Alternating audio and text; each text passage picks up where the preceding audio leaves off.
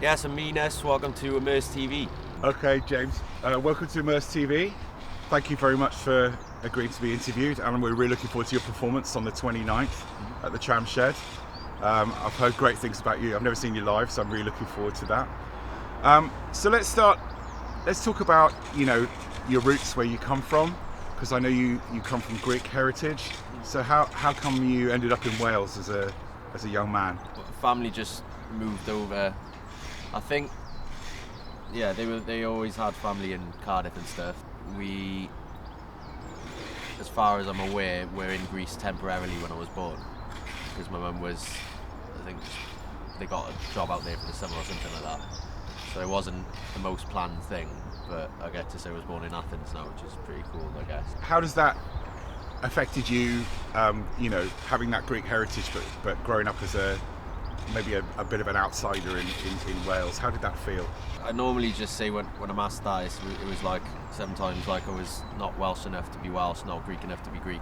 Right. So it was kind of finding my own meaning in that, really, and just kind of being comfortable being like a bit of an outsider, I guess. Was music a kind of release from that, or a way of kind of losing yourself a little bit initially? Yeah, I guess so. I was speaking to someone the other day, and I was having one of those days where I was like, I don't know if I can do music anymore. I'm going to give up. It's not working anymore. And they were like, you didn't choose to do music, you just did music. So it's kind of like tough luck, really. So yeah, I'm not sure the reason why. It just kind of, as long as I can remember, that's kind of what made sense to me the most. Right. Because I know you've had a classical training in music. Yeah. So what was the point when you went from being fan to wanting to be a music maker? What was the catalyst, would you say, for that?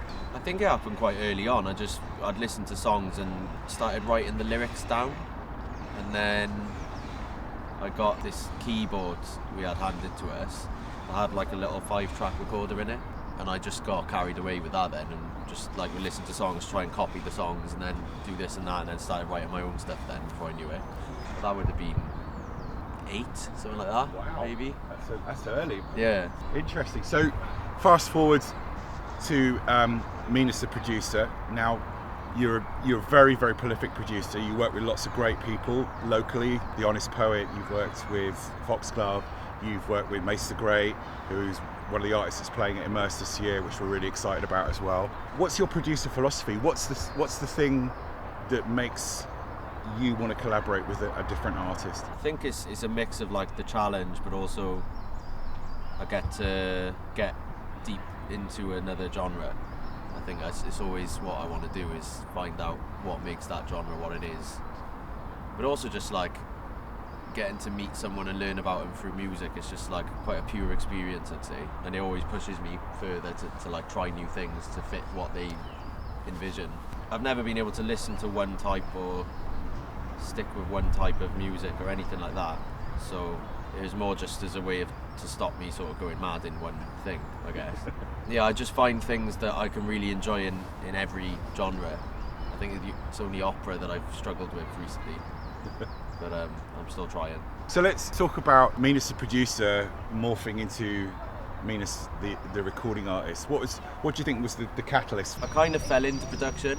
It was always meant to be, I was always, like when I was a kid, it was always like, I'm going to perform, be watching like Prodigy live or whatever, and I'd be like, I want to be Keith or something like that. But obviously as you get older, you start realising like you need to make money to live and stuff.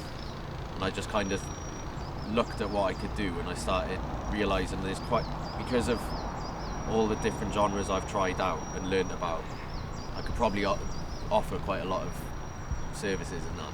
So I kind of just built it from there and became quite passionate about, found how much I enjoyed it. So the artist thing was on hold for a while, just because I wasn't thinking about it. I think that before that I was doing house music, and then went into production from there. And I thought, well, that's my artist thing that like wasn't for me. And then I guess as the years went on, I had more and more stuff I felt like I wanted to talk about, and I didn't know how, and couldn't put it into, because I'd always say to myself, oh, it's fine, I'm expressing it through the instrumental or whatever. But after a while, it's just like you can't get everything out without words. So then I started writing bits on my own and wondering what kind of music they could go over. then it just slowly turned into what it is now, I guess. I know you're kind of working in a band format a little bit now, and how different is that from your sort of producer role when it comes to the writing process? What's the genesis of a Minas piece of music now? How does it come about? It can be a lot of different ways, but I write lyrics like paragraphs. So if I'm on a bus or a train or whatever, or even just walking around on my phone, if I like think of something like, oh, I haven't written about that massively yet, or if a line comes into my head, I'll just write and write and write. It's almost like a free writing thing. And then I'll meet with the band and we'll come up with something simple, and then I'll try and slot them in. But other times we've written something and I have to write to it from there. I think it's the fact that it varies so much in that way is why the songs are so different. It's not like one sound on everything. Amazing. Well, listen, thanks very much for talking to Immersed TV, James. And we're really looking forward to your performance on the 29th. I know you're going to smash it, so thank you very much.